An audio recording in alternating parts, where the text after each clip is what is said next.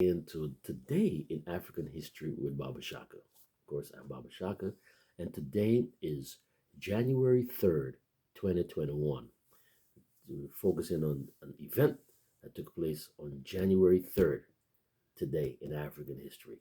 Now, we're going to focus today on a lady known as Unbossed and Unbought.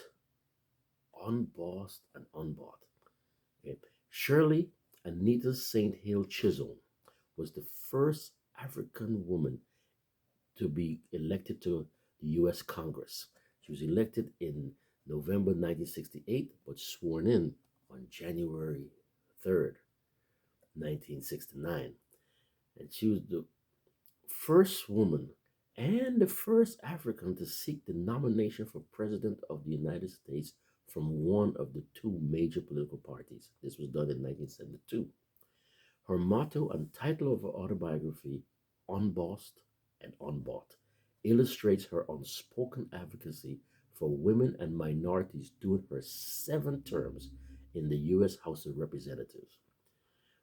Born in Brooklyn, New York on November 30th, 1924, Shirley was the oldest of four daughters to immigrant parents, Charles St. Hill, a factory worker from Guyana, yes, Guyana, and Ruby Seal St. Hill, a seamstress from Barbados. Imagine.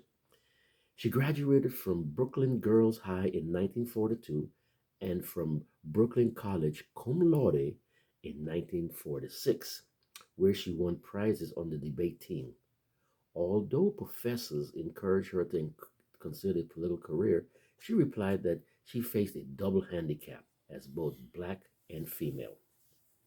Initially, Shirley worked as a nursery school teacher. In 1949, she married Conrad Q. Chisholm, a private investigator. She earned a master's degree from Columbia University in early childhood education in 1951. By 1960, she was a consultant to the New York City Division of Daycare. Ever aware of racial and gender inequality, she joined local chapters of the League of Women Voters, the National Association for the Advancement of Colored People, or NAACP, the Urban League, as well as the Democratic Party Club in Bedford-Stuyvesant, New York. In 1964, Shirley ran for and became the second African in the New York State Legislature. After court ordered redistricting created a new heavily Democratic district in her neighborhood, in 1968, Shirley sought and won a seat in Congress. There, Fighting Shirley introduced more than 50 pieces of legislation and championed racial and gender equality, the plight of the poor, and ending the Vietnam War. She was a co-founder of the National Women's Political Caucus in 1971, and in 1977 became the first black woman and second woman ever to serve on the powerful House Rules Committee. That year, she married Arthur Hardwick Jr., a New York State legislator. Discrimination followed Shirley's quest for the 1972 Democratic Party presidential nomination.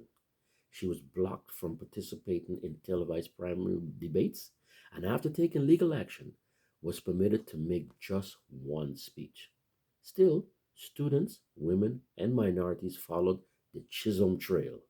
She entered 12 primaries and garnered 152 of the delegate votes, roughly about 10% of the total, despite an underfinanced campaign and contentiousness from the predominantly male Congressional Black Caucus.